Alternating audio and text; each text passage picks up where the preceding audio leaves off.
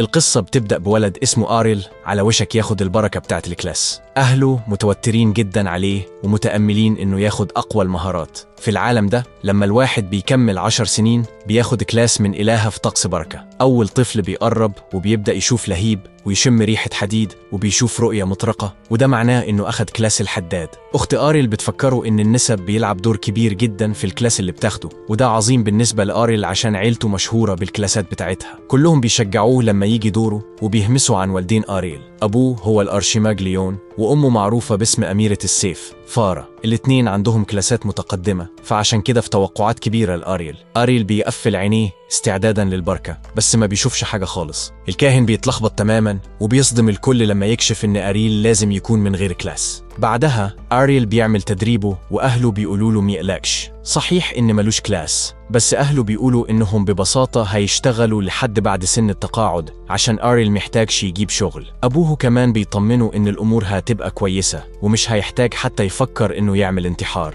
آريل مش بيحب يسمع النوع ده من الكلام وبيشرح لأهله إنه مش ناوي يعيش على حسابهم للأبد. في الحقيقة آريل مش مضايق من الخبر عشان هو بيتدرب على المبارزة من صغره. أكيد الحياة كانت هتبقى أسهل بكتير عليه لو كان أخد كلاس المبارز وكل المهارات اللي بتيجي معاه، بس آريل مش مستسلم. هو بيؤمن بقوة الشغل الجامد، والشغل كان جامد فعلا عشان أم آريل أبدا ما سهلتش التدريب. حتى من غير كلاس أو أي مهارة آريل متأكد إنه هينجح. عيلته بتحمس قوي المرة دي، فآريل بيروح لميدان التدريب. هنا شوية عيال بيتبارزوا وواحد منهم بيقول إن لما يبقى عندك مهارات بيخلي جسمك يحس إنه بيتحرك لوحده. العيال بيتسألوا إيه اللي بيعمله آريل اللي من غير كلاس هناك، فآريل بيشرح إنه ببساطة موجود هناك عشان يتدرب زي كل الباقيين. واحد من العيال المغرورين بيقول إنهم مش بيتدربوا، هم أصلا مبارزين بسبب الكلاس بتاعهم وموجودين هناك بس عشان يختبروا مهاراتهم، وهو بيتفرج عليهم وهم بيتبارزوا. بيشرح إن أول مهارة اللي المبارزين بيتعلموها هي المبارزة الأساسية اللي لوحدها بتحول عيال عاديين زي الناس دول لمقاتلين أقوياء جدا. آريل بيطلب إنه يتبارز مع واحد منهم، بس العيال بيضحكوا كتير على طلبه. بيقولوا إن آريل ملوش كلاس فمش هيبقى عنده أي فرصة ضدهم. آريل بيصر، فالعيال بيزعلوا من ثقته وبيقبلوا التحدي بتاعه قبل ما يبدأوا. مع ذلك بيتأكدوا الأول إن آريل عنده الحماية الإلهية. الحماية الإلهية هي بركة تانية بتتاخد من الإلهة، بس دي بتدي للكل عند الولادة. على عكس الكلاسات، الحماية الإلهية زي شبكة شفافة بتحمي الجسم وبتمتص الضرر. مع ذلك لما تاخد ضربات كتير ممكن تخلص. فوق ده كله الناس برضو دايما بتحس بشوية ألم. الولد مبسوط إنه عارف إن آريل عنده حماية إلهية عشان ده معناه إنه يقدر يضربه من غير ما ياخد روحه. آريل بيقول للولد يكون مستعد لنفس الحاجة، بس العيل ده زهق من ثقة آريل. بيبدأ الهجوم الأول بس بيتصدم لما آريل بيقف بثبات. أكيد الولد بيفضل يحاول بس ما بيوصلش لحاجة، فصاحبه بيقوله يبطل يلعب. الولد بيحاول ويحاول بس آريل بيصد كل حركة، فالمتنمر بيقول لصاحبه إنهم لازم يهاجموا آريل مع بعض. العيال الجبانة بيهاجموه في نفس الوقت، بس والدنا آريل بيحب التحدي. أمه أميرة السيف كانت دايما أقوى منه قوي، فآريل مرتاح إنه بيتدرب مع ناس على نفس مستواه. آريل بيلاحظ إن العيال مش منسقين كويس، وده واضح إنهم ملهمش مهارات للشغل الجماعي، مش شكلهم إنهم هيبقوا تحدي كبير في النهاية. فآريل بيقرر يخلص الموضوع. بيهزم واحد من العيال بسهولة، ولما التاني يزعل بيشيله هو كمان. آريل بيعلن النصر بس العيال بيرفضوا يقبلوا. الكل بيوافق إنهم يلعبوا تاني، بس مبارز أحمر الشعر بيوقفهم. بيقول إن أعدائهم مش هيقبلوا العياط كده في أرض معركة حقيقية، والمبارزين الحقيقيين بيعرفوا أحسن من إنهم يتصرفوا بالطريقة دي. واحد من العيال مستعد إنه يتخانق معاه هو كمان، بس التاني الأهبل بيشرح إن الأحمر ده شخص مهم اسمه راي، ويقدر يقول إن آريل لازم يكون وارث موهبة فطرية من أمه، وده عشان مفيش حاجة تانية تقدر تفسر ليه واحد من غير كلاس يقدر يتبارز كويس كده. مع ذلك راي بيقول إن آريل لسه كسب شوية حسالة، فما يخليهاش تطلع في دماغه. لو آريل عايز تحدي حقيقي يبقى لازم يتبارز معاه. راي بيقول إنه بالطريقة دي يقدر يعلم آريل اللي من غير كلاس إيه اللي المبارز الحقيقي يقدر يعمله. العيال بيتكلموا إن الولد ده قريب رئيس الحراس، وراي بيأكد إن أبوه هو الكابتن إيفانز. في اللحظة دي أريل بيتفاجئ لما يفتكر الراجل إيفانز ده الراجل اللي فاضل يجي بيتهم يطلب مساعدة أمه في صيد الشياطين. أريل أبدا ما كانش بيفكر كتير في الراجل ده، بس ده بس بيغضب راي. أبوه أستاذ في حمل السيف وقائد قوي محترم في كل مكان. راي منزعج جدا مع ذلك، عشان على الرغم من ده كله أريل لسه متعتبرة المبارزة رقم 1 في القرية. واضح جدا لأريل دلوقتي إن الولد ده زعلان من أمه وناوي يطلع غضبه فيه، ما يقدرش يتجنبه. مع ذلك زي ما أريل بيشرح، دي بس حقيقة إن أمه أحسن مبارزة. راي بيشرح إن العيال بيورثوا مواهب أهلهم، فهو هيهزم أريل عشان يثبت إن عيلته أقوى. راي أخد كلاس المبارز من سنة بس اتدرب مع أبوه ووصل لمهارات متوسطة. راي متأكد إن أريل ملوش أي فرصة إنه يكسبه، بس أريل بيقول إن أمه كمان دربته بأسوأ. مع نهاية الكلام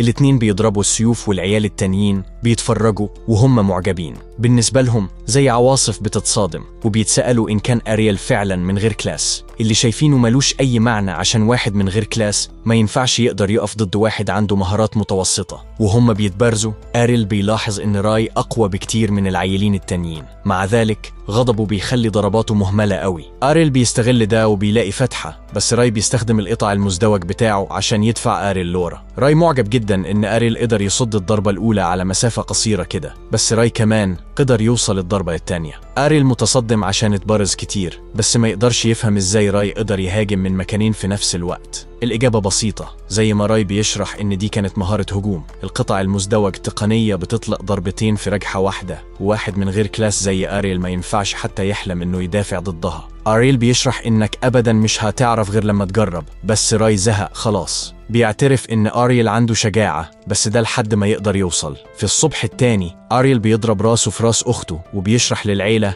إنه ناوي يعمل تدريب خاص أكتر بعدين. أخته بتقول إنه ما يحتاجش يشتغل جامد قوي عشان هي تقدر تعمل عالم يقدر يعيش فيه في راحة تامة، بس ولدنا مش مهتم وبيطلع. أستير قلقانة عليه عشان فاضل يسهر لوقت متأخر، بيتدرب كل يوم من ساعة ما رجع البيت وهو مضروب. فرا بتقول لبنتها تقلقش مع ذلك، وبتفكرها إن في حاجة أستير ما تعرفهاش عن أخوها. فرا بتوديها برا وبتوريها صندوق مليان سيوف مكسورة. دول كل سيوف التدريب اللي أريل استخدمهم كل يوم، وده واضح إن المبارزة ضد شوية عيال في سنه ولع فيه نار، إن ملوش كلاس ما أخروش ولا حاجة، ولو في حاجة هو مزدهر بسبب ده. في الغابة أريل مرة تانية بيتدرب على ضرباته وبيعرض اللي كان شغال عليه. دي القطع المزدوج، وأريل مبسوط لما ينجح فيها. وساعتها بنكتشف إن أريل اتبارز مع راي لساعات وأخد ضربات كتيرة من القطع المزدوج بتاع راي بقصد عشان يقدر يتعلمه. في اللحظة دي جوبلin أهبل بيحاول يقرب منه بهدوء، بس بيتشل بالقطع المزدوج بتاع أريل. أريل بيستعد إنه يكمل تدريب،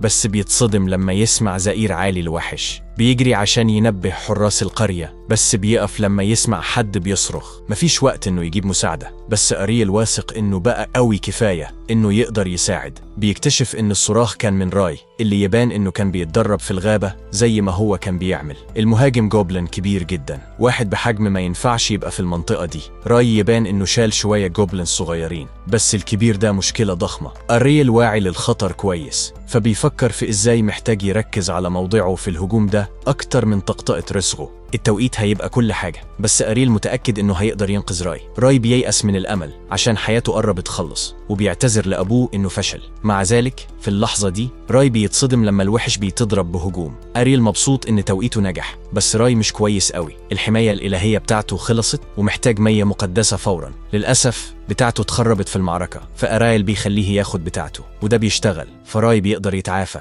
بس الحاجة الوحيدة في دماغه هي إيه التقنية دي اللي أريل استخدمها. أريل بيشرح إن دي كانت القطع المزدوج، بس راي بيتضايق وبيرفض يصدق. القطع المزدوج حركة معقدة عيلته بس يقدروا يعملوها لو عندهم المهارة، اللي من غير المهارة ما ينفعش يقدروا يستخدموها بأي شكل. أريل بيوافق إنها معقدة جدا، بس ده بس كان معناه إنه كان محتاج يبذل وقت ومجهود أكتر عشان يتعلمها. راي ملوش فكرة يقصد إيه، فأريل بيبسطها له. أي حد بقوة وسرعة كافية يقدر يعمل الهجوم لو يظبط التوقيت الصح. واللي ساخر إن راي هو كل السبب إن أريل قدر يكتشف ده من الأول. خلال المبارزة راي استخدم المهارة مرات كتيرة، والشوفان والتجربة هو إزاي أريل اتعلم يستخدمها. ده كل اللي أريل قدر يفكر فيه من ساعة مبارزتهم. راي لسه مش قادر يفهم. أريل ببساطة بيشرح إنه بيكره يخسر، وكان عايز بس يتأكد إنه هيكسب المرة الجاية لما يتبارزوا. أريل اتدرب جامد بس عشان كده، وفي النهاية عوض. راي أخيرا بيقبل وبيقرر إن لو ده فعلا هدف أريل يبقى لازم يعملوا الريفنش دلوقتي. أريل أنقذ حياته وشارك المياه المقدسة بتاعته معاه، فراي بيقول إن ده أقل حاجة يقدر يعملها. المعركة بتبدأ بعدها على طول، وراي بيتصدم لما قطوعه بتتحرف بقطوع أريل. اللي أكتر صدمة مع ذلك إن حاجة بتضربه، وأريل بيكشف إنها كانت قطع تالت. راي بيغضب عشان اسم الهجوم واضح إنه المفروض يبقى ضربتين بس أريل بيقول إنه مش محدود زي راي. القطع المزدوج بتاع أريل مش مبني على إن عنده مهارة، فملوش أي قيود.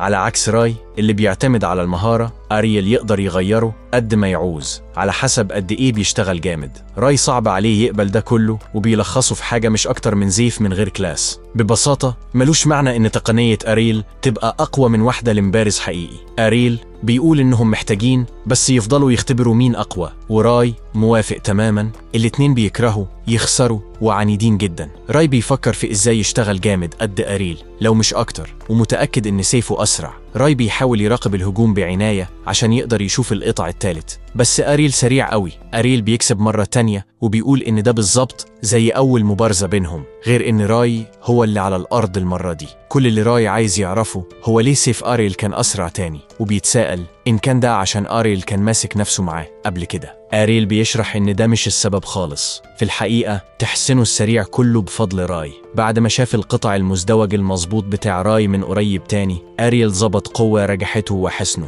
راي أخيرا بيقبل هزيمته الساحقة، وأريل أخيرا بيطالب بنصره. بعد أيام والدين أريل بيتناقشوا في إزاي راي سافر لمدينة السيوف. فارا كانت بتشتغل هناك من سنين، وكانت في جلدة قبل ما تتجوز. المكان ده يبان رهيب بالنسبة لأريل، فهو متأمل يروح هناك يوم. أكيد هو ملوش كلاس، فهو يقدر بس يتساءل لحد فين يقدر يبقى قوي من غير كلاس، وعايز يكتشف. بعد شوية سنين بنشوف مجموعة رايحة لمدينة السيوف، بينهم مبارز وبربري، وبيوافقوا إن المدينة دي مدينة أحلام لأي حد بيمسك سيف. البنت عايزة تنضم للبربري، بس هو ما بياخدهاش على محمل الجد بسبب طريقة لبسها. البنت بتشرح إن السرعة هي كل حاجة لمبارز مزدوج، فاللبس الخفيف بيديها ميزة استراتيجية. السواق بتاعهم مبسوط لما يسمع قد إيه هم أقوياء، عشان ده هيبقى ضروري للقتال ضد الحشد الضخم من الوحوش اللي ظهر للتو. بينهم أورك ملك، والبربري المرعوب بيقول إن محتاجين مجموعات كاملة عشان يقضوا على واحد من دول بس. الركاب التانيين بيتوسلوا للمغامرين يساعدوهم،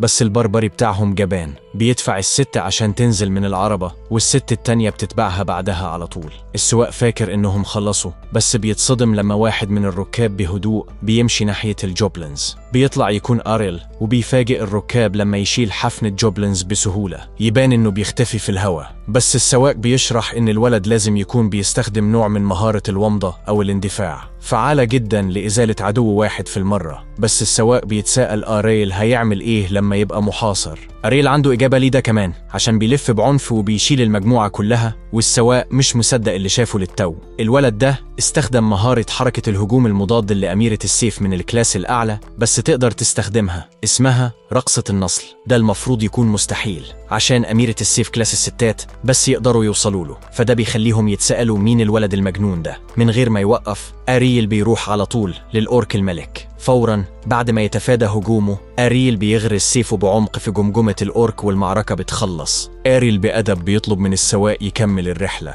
عشان هو بس عايز يتدرب ويبقى أقوى. طفل ما يقدرش يمنع نفسه يسأل أريل إيه الكلاس بتاعه، وأريل بيفاجئ المجموعة لما يكشف إن ملوش. نظرة للوراء 5 سنين فاتت بتودينا لما أريل كان لسه اتعلم القطع المزدوج. أريل ما قدرتش تصدق إنه استخدم الهجوم ده للتو، وافترضت إنها لازم تكون بتحلم. الحلم بده لازم يعني إنها ما قبلتش إن أريل ملوش كلاس، فسمت نفسها فظيعة. أريل طمنها إنها مش بتحلم، وهو ببساطة اشتغل بلا كلل عشان يعيد إنتاج القطع المزدوج لوحده تماما. أريل كان متشوق إنه يعيد إنشاء مهارات أكتر بالشغل الجامد، فطلب من أمه توريه مهارات أميرة السيف بتاعتها. كشف خطته إنه يروح لمدينة السيوف بعدين عشان يختبر نفسه، وأمه ما تقدرش تبقى أسعد من كده. رجوع للحاضر، أريل بيوصل لمدينة السيوف. السواق بيلاحظ إن في أطنان من الكلاسات المتقدمة في المكان، وأريل بينادي السواق واحد منهم كمان. السواق بيقول إنه بس سواق عربة بسيط. بس أريل مش مصدق. الراجل ده قدر يتعرف على مهارات المبارزين فوراً، وده مش حاجة سواق عادي يقدر يعملها. الراجل أخيراً بيسيب التمثيل وبيكشف إنه من الكلاس المتقدم، فارس مقدس. قتال المعارك طول الوقت بيبقى مرهق، فهو بس بيعمل حكاية السواقة عشان يرتاح. معظم المبارزين في المدينة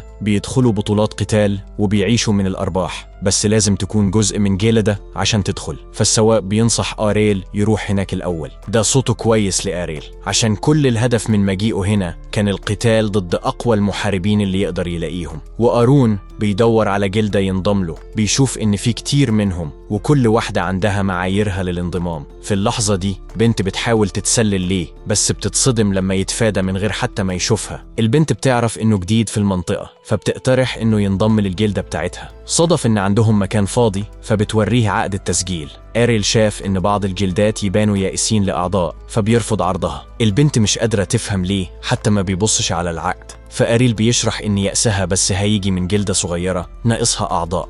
اسم البنت دي ليليا، وبتشرح إن الجلدة بتاعتها في الحقيقة مشهورة جدا. آريل يبان عنيد جدا بالنسبة لها، فبتعرض تديله ميزة إضافية. لو ينضم هتمنحله امتياز إنه ياخدها في موعد. آريل مهتم أقل دلوقتي. البنت بتتضايق لما آريل بيسأل إيه أقوى جلدة، بس لسه بتقوله إنها النسل الأسود. عندهم مبارز رانك إيه، فهناك آريل بيقرر يروح. آريل بيحاول يسجل لاختبار الدخول، بس بيقولوله إن المشاركين محتاجين يكونوا من كلاس المبارز المتقدم أو أعلى. الموظف بيضحك كويس لما آريل بيكشف إن ملوش كلاس، وبيقول لآريل يطلع من الجلدة. شوية ناس سمعوا اللي آريل قاله وحاسين بالشفقة عليه، عشان ولا جلدة هتقبل حد من غير كلاس. آريل كان يحب إنهم يعملوا استثناء عشان يقدر يثبت نفسه خلال الاختبار، بس صوت بيقول إن القواعد هي القواعد. الكل بعدين بيتفرجوا منبهرين لما يشوفوا إن الصوت ده جي من مبارز رانك إيه. نادرين جدا، ومعظم الناس أبدا حتى ما شافوا واحد شخصيا. آريل بيحاول حظه في شوية جلدات تانية، بس بيترفض بشكل متكرر. وآريل بيفكر في الواقع القاسي للعالم. بيفتكر إن أمه ادته حاجة، جواب توصية للجلدة القديمة بتاعتها. آريل فكر إنها كانت مبالغة في الأول،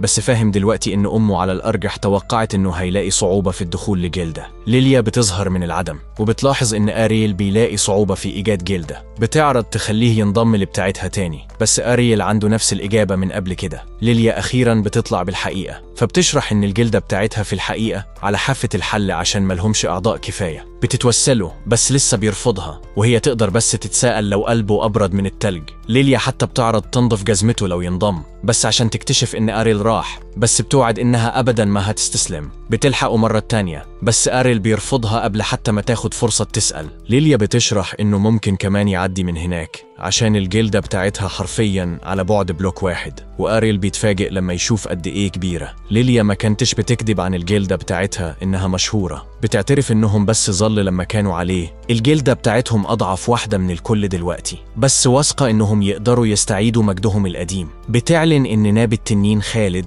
وده بيفاجئ بطلنا. بيطلع إن الجلدة اللي ليليا كانت بتتكلم عنها طول الوقت ده هي نفسها اللي أمه كانت فيها. لما يدخلوا، ليليا بتوبخ أبوها عشان سكران تاني. هو زعيم الجلدة ومعروف بملك السيف المزدوج، حاجة مش صح. فآريل بيلاحظ إن الراجل ناقصه ذراع. زعيم الجلدة ما يبانش إنه يهتم بحاجة، فبيقول لآريل ببساطة يمشي عشان الجلدة بتاعته محكوم عليها بأي شكل. ليليا بتشرح إن أبوها كان واحد من أحسن 2 مبارزين في المدينة، بس بقى قشرة من نفسه من ساعة ما خسر ذراعه. ليليا متأكدة إن آريل مش هيحب ينضم دلوقتي، بس آريل بيصدمها لما يقول إنه هينضم. ما كانش حتى يقدر ينضم لجلدة مختلفة لو حب، فبيوقع على العقد. ليليا فاكرة إنه لازم يكون بيهزر لما تقرأ إن ملوش كلاس، بس آريل عنده دليل. تصرف ليليا بيتغير تماما بعد ما تعرف إن ولدها ملوش كلاس، وبتهدد تقطع راسه لو ما يلغيش العقد اللي وقع عليه للتو. الوضع انقلب تماما، فآريل مش عايز. وليليا بتقول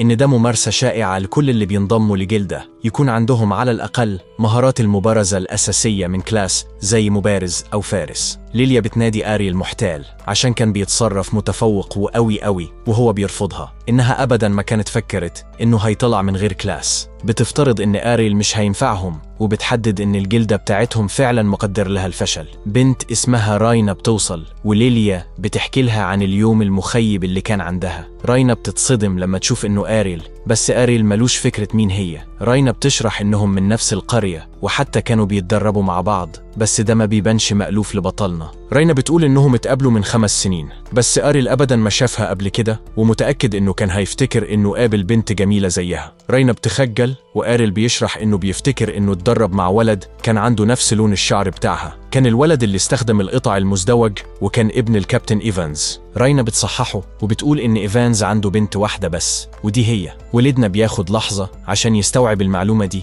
وبيفهم إن الولد اللي اسمه راي كان في الحقيقة بنت. بيطلع إن راينا حكت قصص عن آريل وإزاي كان الولد الوحيد اللي أبداً ما قدرتش تكسبه. راينا متأكدة إنها أبداً مش هتخسر لآريل تاني، بقت أقوى بكتير في ال5 سنين اللي فاتوا. فبتتحدى آريل لمبارزة تانية، بيروحوا لمنطقة التدريب في الجلدة، وليليا بتتساءل لو راينا فعلاً هتتبارز مع راجل من غير كلاس. راينا بتشرح إن آريل في الحقيقة قوي بشكل لا يصدق وبتعلن إنها لازم تكسبه. المبارزة بتبدأ براينا بتستخدم القطع المزدوج اللي آريل بيفتكره من 5 سنين فاتت. مع ذلك استخدامها لده ملوش معنى عشان المفروض تعرف إنه يقدر يلغي ده بتاعه. آريل بيستخدم القطع المزدوج رداً بس بيتلخبط لما هجومها لسه بيضربه. راينا بتقرر إنها بقت أقوى بكتير في ال5 سنين اللي فاتوا وبتكشف إن السيف اللي بتستخدمه دلوقتي أتقل 5 مرات من العادي. بفضل مهارة المبارز القوي المسمى القوة الغاشمة. هجمات راينا بتضرب أقوى من أي وقت فات وبتوعد تستخدمها عشان توقع آريل. مبارز الجوه كلاس مبارز مستوى متقدم،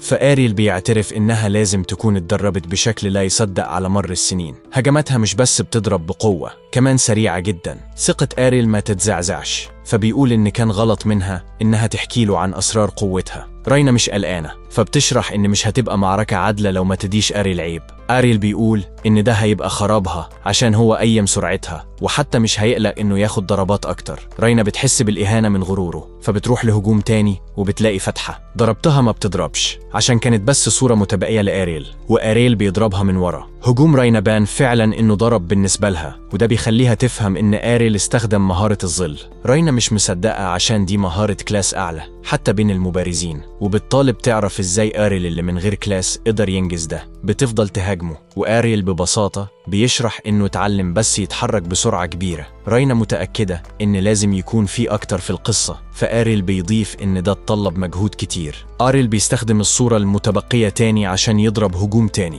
بس بيلاحظ إن راينا مش بتخسر أي حماية إلهية. ده مثير للإعجاب جدا. فراينا بتشرح إن مبارزين القوة عندهم مهارة المقاومة، وهجمات القطع بتاعت آريل مش كافية تسبب لها أي ضرر حقيقي. آريل عنده إجابة لده كمان، فبيستخدم حاجة اسمها الهجوم المضاد للحصول. بيوقع راينا بسهولة وبيشرح إن الهجوم المضاد للحصول مهارة هجوم مضاد لأميرة السيف اللي أمه متخصصة فيها. آريل الفايز، بس راينا مش قادرة تفهم إزاي لسه ممكن تخسر له بعد كل التدريب اللي عملته. آريل ببساطة بيشرح إنه كمان كان بيشتغل جامد، بس بيتفزع لما راينا تبدأ تعيط. ليليا بتوبخ آريل عشان خلاها تعيط، بس راينا بتنكر إنها بتعيط وبتطلع، مش بتضحك على حد. فعيطها يقدر يتسمع بيردد في المبنى وهي بتجري بره. بعد اللي شاهدته للتو، ليليا بفرح بترحب بآريل في الجلدة. مع حل ده، آريل يحب يعرف ليه الجلدة في مشاكل كتير قوي. ببساطة عليهم ديون كبيرة، بس ليليا بتقول ما يقلقش، في مسابقة معركة جلدات في أسبوع وديونهم ممكن تدفع كلها لو كسبوا. كانوا محتاجين 3 أشخاص عشان يدخلوا، وعشان كده كانت بتدور بيأس على عضو جديد. الجلدة واضح إنها في حالة سيئة جدا، فآريل معجب إن راينا صبرت معاهم لوقت طويل قوي كده. ليليا بعدين بتشرح إزاي راينا وصلت هناك. اترفضت في جلدات تانية عشان صغيرة قوي، بس ملك السيف المزدوج بفرح طلب منها تنضم للجلدة بتاعته. من اليوم ده راينا كانت عضو مخلص. آريل بيشوف الطريق الواضح لإنقاذ الجلدة، بس ليليا يبان إنها بتخبي حاجة. صحيح إن كل اللي عليهم يعملوه يكسبوا البطولة، بس بتكشف إن ال3 منهم هيبقى عليهم يكسبوا مجموعة من 5 وملهمش فكرة قد إيه خصومهم أقوياء. مع ذلك ليليا متفاجئة تماما، عشان ده بيخلي آريل متحمس أكتر. بيعلن إن القتال ضد خصوم صعب أحسن طريقة لتحسين تقنيته، وده السبب الكامل إنه جيل المدينة دي. في اليوم التاني أريل بياخد شوية وقت عشان يفتكر إنه دلوقتي جزء من الجلدة اللي أمه كانت فيها. مع ده بيستعد وبينزل للصالة حيث بيلاقي رفاقه الجداد. بيعلق إنه ما كانش نام على سرير حقيقي من سنين وعشان كده نام زي الحجر. في اللحظة دي بيبص على رينا وبيلاحظ إنها لسه مزاجها وحش عشان خسرت المبارزة ليه. مع ذلك مفيش حاجة تقدر تتعمل في الموضوع. بمجرد ما الكل يجتمعوا ليليا عندها إعلان مهم. بتذكر إن دلوقتي ناب التنين أخيراً عنده الحد الأدنى من 3 أعضاء هيسجلوا لبطولة المبارزين في المدينة الويك إند الجاي. لو كسبوا هيحصلوا على الفلوس الضرورية عشان يرفعوا الجلدة من الرماد. المنافسة بنظام خروج مباشر 1 ضد 1، والجلدة اللي تخلص منها مقاتلين بتخسر.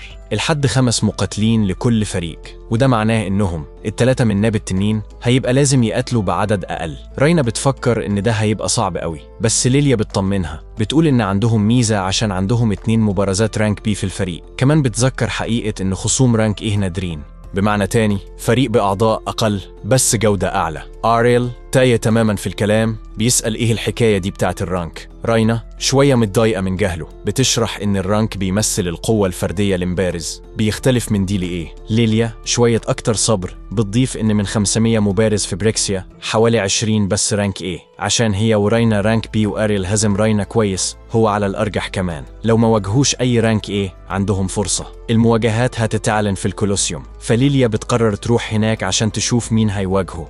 بعد ما تمشي رينا بتروح تتدرب، وأريل بيناديها باسمها بشكل عادي وده بيضايقها. بيسأل إيه المهارات التانية اللي عندها غير القوة الغاشمة. بتردد. بتكشف إن عندها مهارة الشجاعة اللي بتقلل استهلاك الحماية الإلهية. عايز يتعلم التقنية. أريل بيقوم بيمسك إيدين البنت في براءته الكاملة بيطلب منها تضربه بسيفها المغمود. رينا بترفض، بس الشاب بيصر إن دي فرصتهم إنهم يقربوا أكتر. مش فاهمة إزاي الضرب ممكن يقربهم، فاهم إنه شرح غلط. أريل بيوضح إنه عشان يتعلم الشجاعة محتاج ياخد ضرر من غير ما يستخدم الحماية الإلهية. رينا بتتضايق، بتقول إن المهارات بركات من الإلهة وما يقدرش يتعلموها، بس أريل بيفكرها إنها هي نفسها شافته يستخدم القطع المزدوج تقنية بتاعتها، وحسناً بحجج مقنعة كده بيقنعها، والاتنين بيروحوا لغرفة التدريب. لما يوصلوا هناك رينا مش مصدقة إنه يقدر حتى يرفع سيفها اللي بتزن 5 مرات أكتر من العادي، بس مع ذلك أريل بيمسكها بسهولة. بيقول إن الموضوع مش بس قوة غاشمة، وإن المثابرة بتكسب الموهبة. لما تسمع ده رينا بتعترف بإحباط إنه على الأرجح صح. بأي شكل بتوافق تدربه طول ما مش هيعيط، عشان مش هتبقى سهلة عليه. في اللحظة دي ليليا بترجع للجلدة بتجري كمجنونة، جايبة أسوأ خبر ممكن. في البطولة هيواجهوا أقوى جلدة في المدينة، النسل الأسود، اللي عندها مش أقل من 8 مبارزين رانك إيه، والزعيم بتاعهم جورج ماكر زي الثعبان.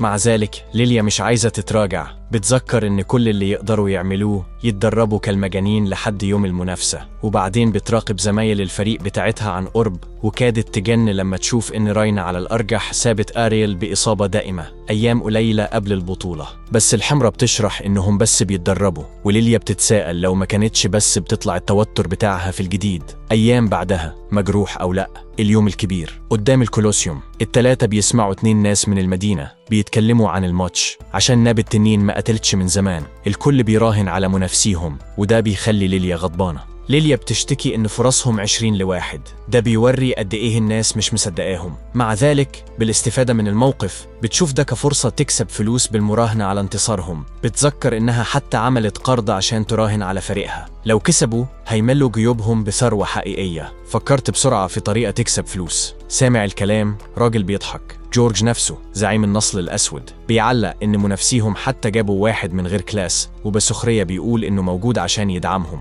عشان حزين يشوف منافسه القديم يبوظ كده. في الحقيقة بيقول إن ده سبب إنه رتب الماتش فرصة كبيرة لناب التنين يكسبوا فلوس كتير. كل اللي ليليا لازم تعمله تهزم المبارزين الكتير رانك إيه على الجانب التاني. الراجل بيضحك، بس ليليا بتصر إنها هتكسب. أخيراً اللحظة بتوصل. أريل بيتأكد من مفتاح المبارزة وما بيشوفش اسم جورج، بيفترض إنهم بيبقوا سهلين عليهم. ليليا متوترة، بتفكروا إنهم كلهم رانك إيه. مع ذلك أريل بيفضل هادي، بيشوف البطولة كفرصة يتعلم مهارات جديدة. أول مبارزة بتتعلن، جيو المبارز من النسل الأسود ضد أريل اللي من غير كلاس. الزحمة بتسكت، وبعدين همس بيبدأ بيتساءل عن جرأة الولد. جيو متكبر، بيشتكي إنه ما كانش المفروض يواجه حد ضعيف كده. عاجبه أو لأ، المبارزة بتبدأ.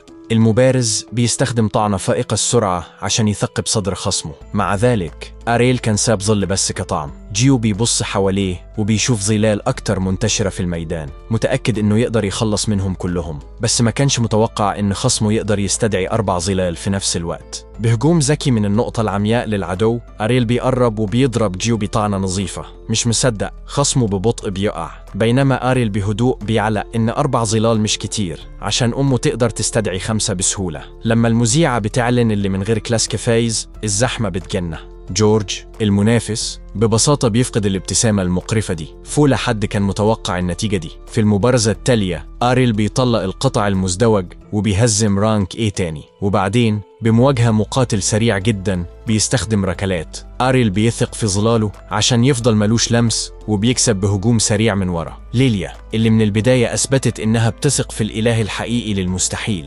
بتتحمس لإمكانية إن أريل يهزم الكل. بعدين أريل بيواجه خصمه الأكثر دفاعية، راجل بدرع ضخم ودفاع طبيعي عالي جدا. عشان ما يقدرش يخترق حمايته مرة واحدة، هيبقى لازم يضربه بشكل متكرر عشان يستنزفها. متوتر عشان مش قادر يضرب أريل، حامل الدرع بيتهمه إنه مش من غير كلاس. عشان يثبت وجهة نظره، الراجل بيتظاهر بضربة سيف وبيدور عشان يهاجم بدرعه. أريل بعدين بيستخدم تقنية التنبؤ بتاعته الأصعب اللي أمه علمتها له، وبيها بيقرأ حركة منافسه وبيركل الدرع. بينزع سلاحه ردا على شك الراجل. أريل بيأكد إنه اتعلم الركلة دي في المبارزة اللي فاتت، وبعدين بيدي عرض مجاني تاني. بيدفع أصابته في بطن الكبير. مش مصدق، الراجل بيصر إن مستحيل يتعلم تقنيات معقدة بسرعة كده، وأريل بيوافق.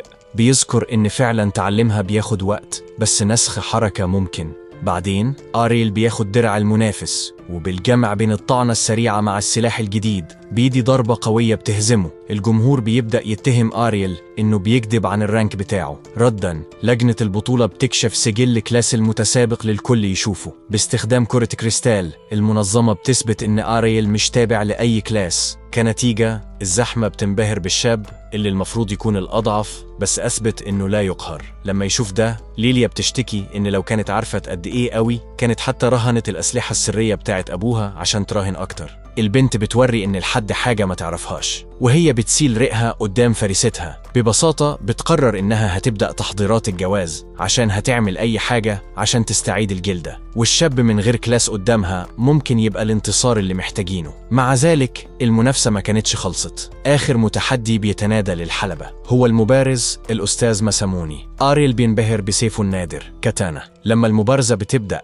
حتى من غير ما الساموراي يلمس سلاحه، أريل بيحس بشدة ساحقة جاية منه، وبيفهم إن الاقتراب بتهور ممكن يعني نهايته. ماساموني بيكشف استراتيجيته، يجذب أريل ويخلص منه بضربة الموت. لما يسمع ده، أريل بيتقدم. كان متشوق يتعلم حركة الموت بتاعت الساموراي. النصل الأسود بيقول إن مستحيل، عشان في اللحظة اللي يستخدم فيها الضربة أريل مش هيقدر يدافع عن الهجوم. مع ذلك الشاب بيثق في سرعته وبيكمل تقدم، بينما خصمه لسه ما يطلعش سيفه من الغمد. ده بيخلي أريل يتساءل لو ضربة الموت بتيجي من الغمد على طول. المأزق بيسبب تردد كبير فيه، عشان مش عارف لو المفروض يستخدم ظلاله، بينما الهدف مركز جدا. مع ذلك بيكمل تقدم. لما يوصل لمسافة مناسبة، ماساموني بيرد بقطع، بس لمفاجأته أريل بينجح يتحرك أسرع من السيف وبيتجنب الهجوم.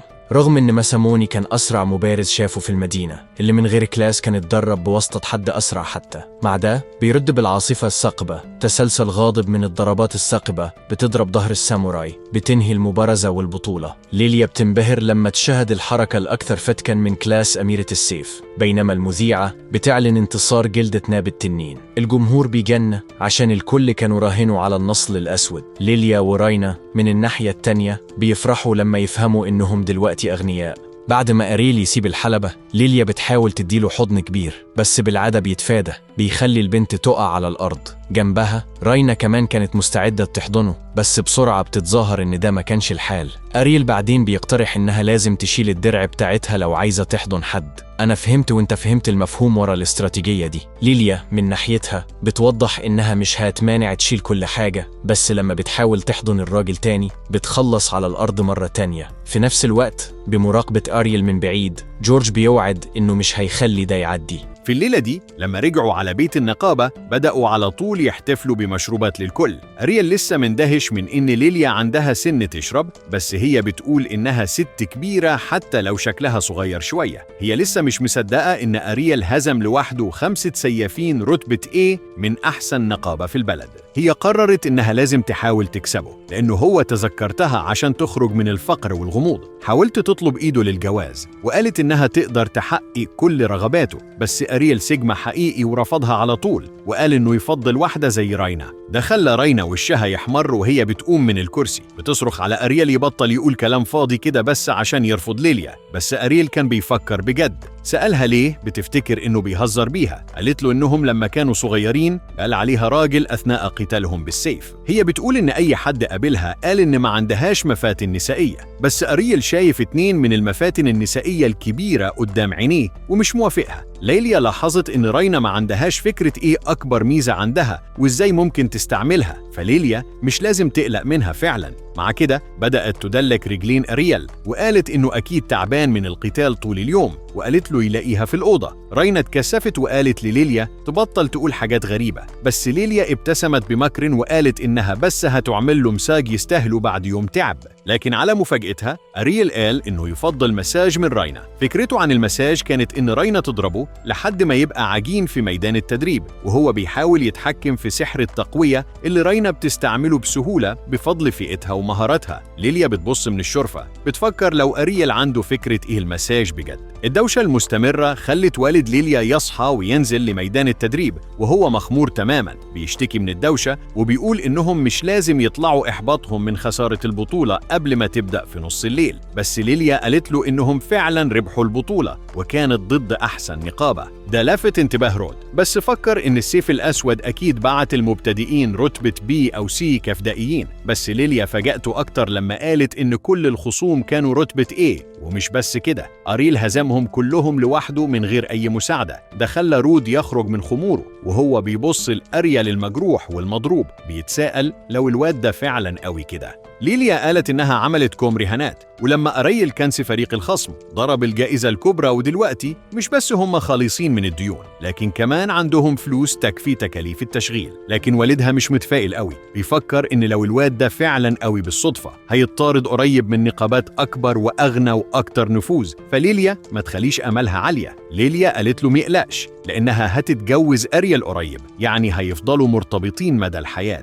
أريل أعلن إنه مش هيعمل كده خالص، بس سرعان ما لف انتباهه لرود وقال إن ليليا ممكن تكون عنيدة لكن على الأقل مش خسرة بتستسلم لكل حاجة. دي كانت واضح إنها طعنة لرود اللي بصله بنظرة خطرة، بس أريل مفهومش التلميح وكمل إنه لازم يبطل يتصرف كأنه محبط ويبدأ يتصرف زي سنه، لأنه لسه عنده إيد واحدة ويقدر يمسك سيف بيها. ده خلى رود يمسك أريل من يأته على طول وقال له يتجنب يتكلم عن حاجات ما عندهاش فكرة عنها. قال لأريل إن سياف بإيدين لو ما قدرش يستعمل إيديه الاتنين يبقى مجرد مضيعة أكسجين. أريل مش موافق لأنه نفسه سياف من غير فئة وبرضه بيتنافس وبيحاول يطلع في العالم ده. مع كده رود دفعه وطلع السلم راجع. ليليا ورينا جولهم على طول جنب أريل بيسألوا لو كويس، وليليا اعتذرت عن تصرفات أبوها وبشكرت أريل على كلامه. أريل قال إنه حتى بعد ما خسر دراعه وبقى مكسر كده من زمان، والد ليليا لسه قوي بشكل لا يصدق ومضيعة إنه يرفض يستعمل قوته وخبرته المذهلة. بيفكر مع نفسه عن كل المهارات الجامدة اللي ممكن يتعلمها من سياف بإيدين، ووعد نفسه إنه هيحفز والد ليليا يمسك السيف تاني. ليليا سمعت عن محاولته يتعلم مهارات جديدة واقترحت إنه يواجه كام زنزانة قريبة من المدينة. أريل ما عندوش فكرة خالص عن الزنازين، فرينا قالت له إن الزنازين دي كهوف تحت الأرض فيها وحوش كتير بتظهر والمكان كله مليان فخاخ، فبيبقى من أحسن الأماكن عشان يتعلم مهارات جديدة ويطلع ليفل بتجربة قتالية حقيقية اللي هتساعدهم في بطولة إله السيف. أريل ما عندوش فكرة هي بتتكلم عن إيه، فقالت له إن المدينة كل سنة بتعمل بطولة بيشارك فيها أحسن السيافين في البلد عشان يوروا مهاراتهم ويثبتوا مين أحسن سياف في البلد. ليليا على طول طلعت استمارة وقالت لأريل يملاها لو عايز يشارك، بس لرعبها هو قطعها قدام عينيهم. رينا اتلخبطت وسألته لو مش عايز يشارك في البطولة، بس أريل رد إن ليليا كانت بتحاول تمرر عليه وديته شهادة جواز بدل ما يوقع. ليليا ضحكت وقالت إنها بس كانت بتعمل اختبار، بس أريل زهق من إنه يكون طيب ومسك ليليا من ورا بعقاب عشان يعلمها درس. الصبح اللي بعده أريل صحي لقى ليليا بتحاول تهاجمه، بس هو اتفادى وربطها على السرير قبل ما يخرج. بعدين في نفس اليوم كلهم راحوا مع بعض للزنازين، وليليا شرحت إن الكل بيقف في دواير النقل اللي بيتقلوا بيها لمستوى الزنزانة اللي عايزينه، بس لازم يكونوا زاروا المستوى ده قبل كده. ليليا وصلت للمستوى 12 بينما راينا وصلت للمستوى 14. أريل قرر على طول يروح مع راينا للمستوى 14، بس ليليا قالت له إنه مش كده، لازم يكون موجود فعلا في المستوى عشان يقدر يروح له تاني. دي كانت زي دلو مية باردة، لأن أريل كان عايز يحارب أقوى وحوش يلاقيها من الأول، بس ليليا قالت له ميقلقش لأنها عارفة طريق قصير قوي هيوديهم للأدوار التحت أسرع. هما وافقوا على الخطة، بس ليليا حاولت تبقى لوحدها مع أريل، وقالت إن راينا تقدر تكمل جريتها في المستوى 14 لأن أريل مش هيحتاج مرشدين، وبدأت تسحبه، بس أريل مش سهل يتلاعب بيه وقال لراينا تيجي معاهم. دخلوا الدور الأول وتهاجموا على طول ب2 فرسان بدرع. أريل سحب سيفه وبدأ يحارب واحد منهم بينما راينا أخذت التاني. اتفاجأ لما لاحظ إنه حتى مع الدروع الثقيلة الفرسان بيتحركوا بسرعة مذهلة، بس ده مش حاجة هو مش يقدر يتعامل معاها، فاستعمل خطوة الهجوم وقطع راس الفارس، بس اكتشف إن الدرع كله فاضي وبيتحرك بقوة من الزنزانة نفسها. الفارس بدأ يتحرك تاني حتى من غير راس، ورينا قالت إن هم ملهمش نقطة ضعف حقيقية وكمان مش بيحسوا بالألم، فأريل قرر يصوب على رجليهم، وده نجح تماماً لأن الفرسان السحريين وقعوا على الأرض. رينا كمان اتعاملت مع خصمها لأنهم هيتجددوا قريب فلازم يكملوا، لكن قبل ما يكملوا أريل سأل ليليا إيه فئتها، وهي بكل فخر قالت إنها سيافة، ووعدته إنها هتعلمه أي حاجة هو عايزها في ميدان التدريب أو على السرير، بس أريل رفضها مرة تانية وكمل قدام. قبل ما يدخلوا المستوى التاني سمعوا صريخ استغاثة جاية من الباب، ولما قربوا لقوا راجل مغطى بدم راكع على الأرض وبيترجى على مساعدة. رينا اقترحت إنهم ياخدوه للسطح، بس الراجل رفض لأن أصحابه لسه جوه واتجرحوا جامد من فخ. اتوسل إنهم يساعدوا ينقذوا أصحابه، بس ليليا على طول دخلت في البيزنس وطلبت فلوس مقابل المساعدة. على مفاجأتها الراجل دفع مبلغ كويس من الفلوس اللي كسبها من الرهانات، بس أريل حس بحاجة غلط وهو ماشي ورا الراجل. لاحظ إنه كل ما خسر دم كده ما كنش يقدر حتى يقعد لوحده من غير مية مقدسة، ناهيك عن إنه يرجع يمشي لأوضة خطرة. اكتشف إن الدم والجروح كلها مزيفة، بس قرر يحتفظ بالمعلومة دي لنفسه، بس لأنه فكر إن ده ممكن يودي لحاجة ممتعة ومسلية. الراجل وداهم لأوضة سرية، لقوا أثر دم وبركة في النص فيها عملة ذهبية واحدة. منظر العملة جذب ليليا اللي راحت تاخدها لما دايرة نقل سحرية ظهرت تحتيهم.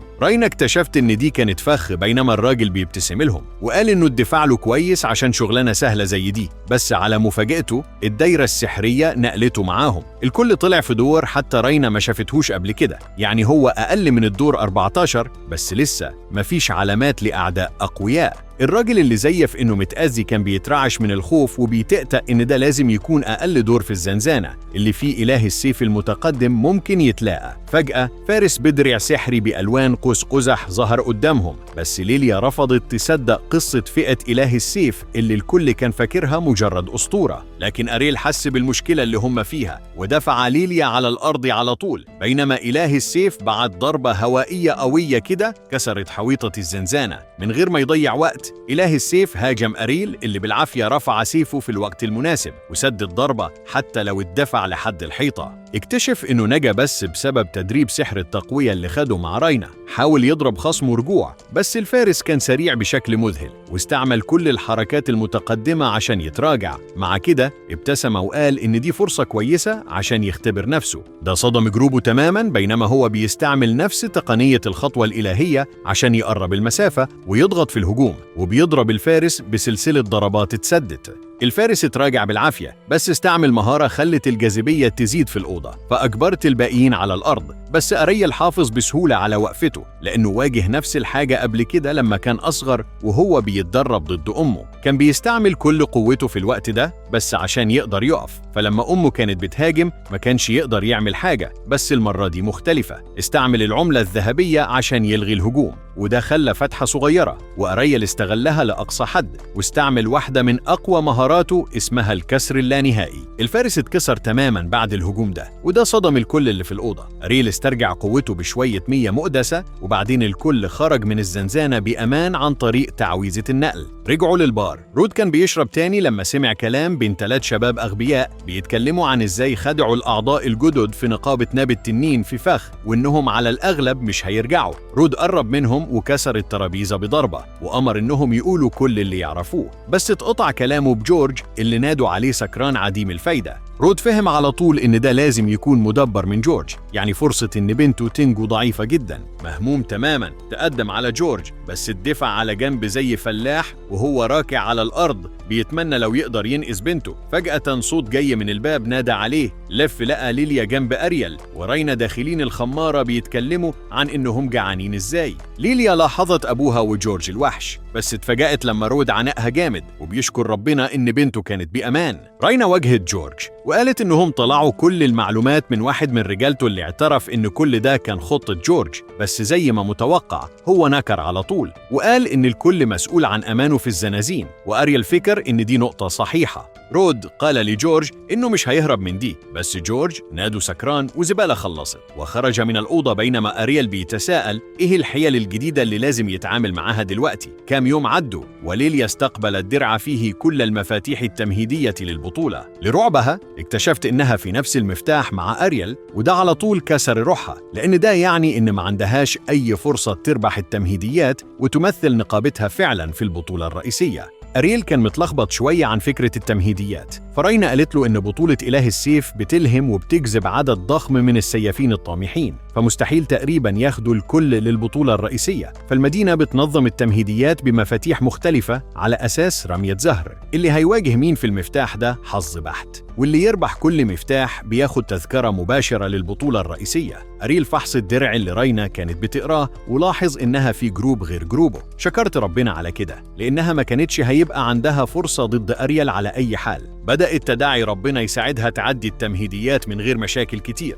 بينما أريل بيستفزها على مشاكلها مع أبوها. ليليا قاطعتهم وقالت إنهم لازم يرجعوا للزنازين عشان التدريب، بس أريل زهق من الزنازين في النقطة دي وعايز يستسلم. لكن ليليا حاولت تبقى كيوت وقالت إنها محتاجة راجل قوي يدافع عنها لو الحاجة حصلت وحش. رينا فهمت ليليا قد إيه بتكون مثيرة للشفقة، وخططت تعلمها حاجة أو 2 عن الاستقلالية. بس قبل ما يخرجوا رود ظهر في الأوضة بيتصرف بدراما وهو بيمسك بنته، وقالها تبقى حذرة زيادة لأنهم أبداً ما يعرفوش جورج هيضرب إمتى تاني. ليليا شافت الخوف في عين أبوها فقبلت بجدية إنها تلعب بأمان قبل ما تخرج. رود لف لقى أريل بيحكم عليه بصمت، بس رود قالوا إنه لسه عنده وقت يصلح تصرفاته ويبقى أب أكتر حماية لبنته. بس أريل بس ابتسم وقال إنه أبداً مش متأخر تكون إنسان كويس، وخرج. كام أسبوع عدوا وأخيراً يوم التمهيديات وصل. الماتشات بدأت والجمهور بيشجع في المدرجات، بينما المقاتلين بيتصادموا مع بعض في عاصفة من الشرر وضربات السيف. مع استمرار البطولة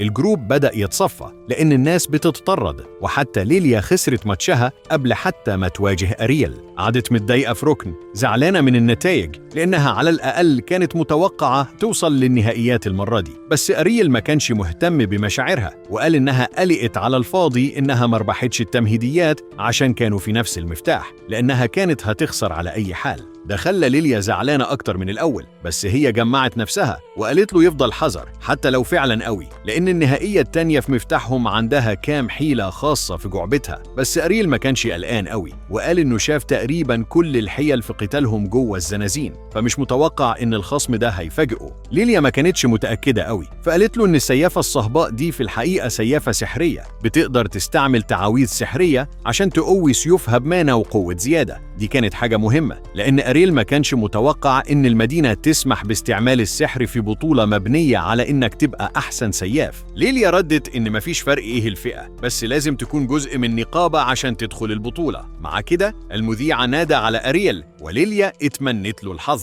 مشى للأرينا وواجه البنت الصهباء اللي قالت إنها سيافة سحرية، ودي فئة مقبولة، فمش عايزاه يشتكي إن الماتش كان مش عادل بسبب سحرها. أريل قال إنه مش مهتم وإن أحسن مقاتل هيربح الماتش. مع كده المذيع بدأ الماتش، وعلى طول البنت الصهباء بدأت ترمي كورنار عليه. أريل عمل زي فيلم ماتريكس وتفادى الهجمات واحدة واحدة، بينما بيغير الاتجاه ويقطع الباقي. بس البنت السيافة كأن عندها بئر مانا لا نهائي وكملت هجماتها، لكن أريل اتفادى وعدى من الهجمات عشان يقرب أكتر. هو حاول على طول يطيحها، بس البنت قدرت تسده، بينما بتستعمل كورة نار تانية عشان ترجعه. أريل بدأ يحس بمهاراتها وعلق إن لازم يكون مريح إنها تقدر تنتقل من هجمات قريبة لتعدية على كيفها. هي اتفخرت بإنها موهوبة إزاي، وإن خاسر من غير فئة زيه أبداً ما يقدرش يهزمها. بس أريل رد إنها مش متمكنة من أي مهارة من الاتنين، حتى لو بتعرف أساسيات الاتنين. ده فعلاً ضايقها، ووعدته إنها هتخليه يبلع كلامه، بينما بتستعمل سحرها عشان تملي النار في نصلها،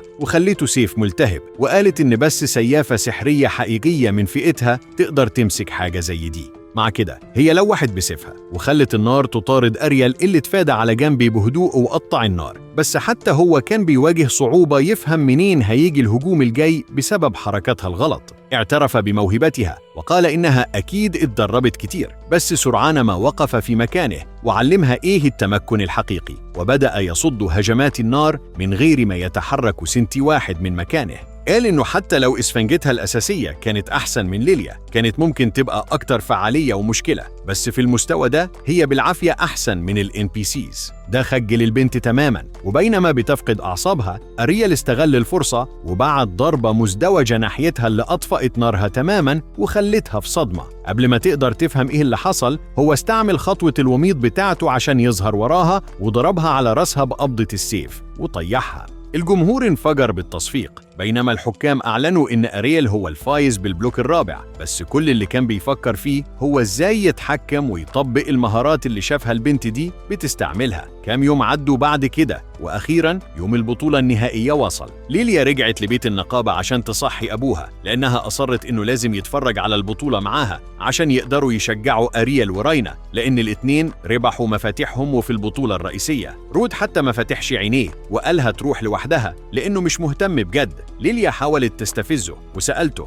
لو خايف يشوف جورج هناك. رود اتضايق على طول وقال إنه مش خايف من جورج، بس سرعان ما رجع لهدوءه، وفي لحظة ضعف قال لبنته إنه حاول يمسك سيفه امبارح واكتشف إنه صدي قوي دلوقتي لدرجة إنه يمكن ما يقدرش يربح بطولة إله السيف. ده ضايق ليليا قوي اللي حتى ما عدتش التمهيديات، ناهيك عن إنها تحلم تربح بطولة إله السيف، بينما بتنده نفسها صدية. قالت له إنه لازم يفكر إزاي لسه يقدر ينافس المقاتلين في نهائيات البطولة، بينما سيافين تانيين اتدربوا طول عمرهم وما بيعدوش حتى أول قتال. أخيراً رود وافق يروح، وفي الطريق للاستاد فكر في إزاي درب رينا لما كان عنده إيديه الاتنين بدل ما يكون فوضى بإيد واحدة بس. فكر في اللحظات دي بحنية وتساءل رينا هتتصرف إزاي، لأنها أقدم تلميذة عنده لحد دلوقتي وهو فعلاً مرتبط بيها. رجعوا للبطولة. رينا كانت باين عليها متوترة، بينما بتهز رجليها بقلق وهي بتبص على الأرض. خدت صدمة من أريل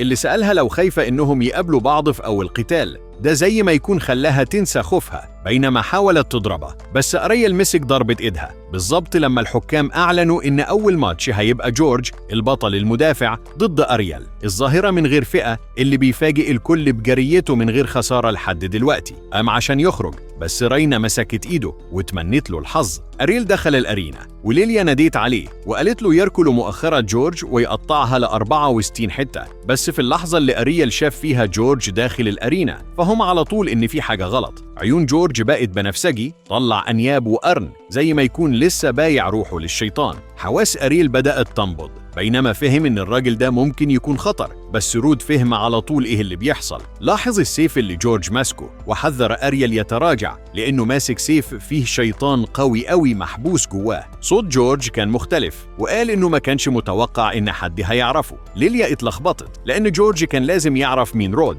بس رود رد إن الشيطان نفسه زي ما يكون استولى على جورج دلوقتي، يعني جورج مش متحكم في حاجة. رود قال إن السيف ده لازم يكون السيف الأصلي اللي استعمله إله السيف اللي هزم ملك الشياطين، بس قبل ما يموت الشيطان لعن السيف اللي كان لازم يبقى محبوس في المخزن الملكي. الشيطان ابتسم وقال إنه كان مسجون مئات السنين بس صبر، لأنه كان عارف إن يوم هيجي حد يحرره ويطالب بالقوة لنفسه، وده بالظبط اللي حصل مع جورج. أعلن للكل في الاستاد إنه الشيطان اسمه جلدة مدمر البشرية. ده حتى جاب راينا للأرينا اللي قالت إنها كانت دايماً بتفتكر إن جلدة مجرد أسطورة، قصة عشان تخلف العيال. الشيطان اللي بقى قوي كفاية يدمر الكوكب كله. الرعب والخوف انتشروا بينما الناس عرفوا اسمه وبدأوا يهربوا من الاستاد، وده خلى زحمة. لكن جلدة عجبه صوت البشر وهما بيصرخوا على حياتهم ومش هيسيبهم يهربوا بسهولة كده، فعمل دايرة سحرية تحتيه غطت الاستاد كله بقبة طاقة سحرية وحبست الناس جواها.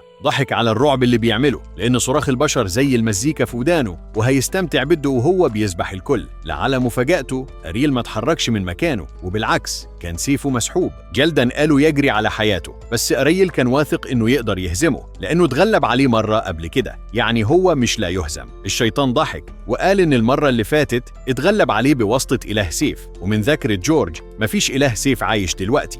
أريل رد إنه لسه في إله سيف عايش ودي أمه، وإنه لسه يقدر يهزمه من غير ما يكون إله سيف. الوحش ما قدرش يمنع نفسه من الضحك، بس ضحكه وقف لما أريل تقدم بهجوم وأجبر الشيطان يتراجع. قبل ما يهاجم رجوع أريل قفز بعيد عن الهجمات، بينما الشيطان اتفاجأ وفهم إن الواد ده لسه استعمل تقنية الخطوة الإلهية اللي بس آلهة السيف بتستعملها. لكن أريل ما قفش وكمل استعمال التقنية دي وبيهاجم الشيطان من أماكن كتير، بس الشيطان بس ابتسم وقال إن أريل نسي إنه في جسم إمبراطور سيف، يعني هجمات أريل مش بتعمل ضرر كبير. مع كده الشيطان قفز وضرب أريل في كتفه ودفسه في الأرض فاكر إن الواد خلص، لكن اتفاجأ لما الغبار نزل لأن أريل زي ما يكون امتص الضربة من غير ضرر كبير بفضل التدريب مع راينا. ده هز جلدا شوية اللي عمل هجوم تاني، بس أريل صده بهدوء وبعدين رد بضربة الكسر اللانهائي بتاعته، وبعدين هاجم تاني من اتجاهات كتير، وده غلب الشيطان تماما في سيل من الهجمات. ده خلى جلدا في حالة تأهب لأنه ما عندوش شك إن أريل بيستعمل كل هجمات إله سيف، بس مش قادر يصدق إن مجرد واد يقدر يكون سياف في المستوى ده. لكن قبل ما يقدر يخطط أريل استعمل ضربة قوية عشان يخلص على الشيطان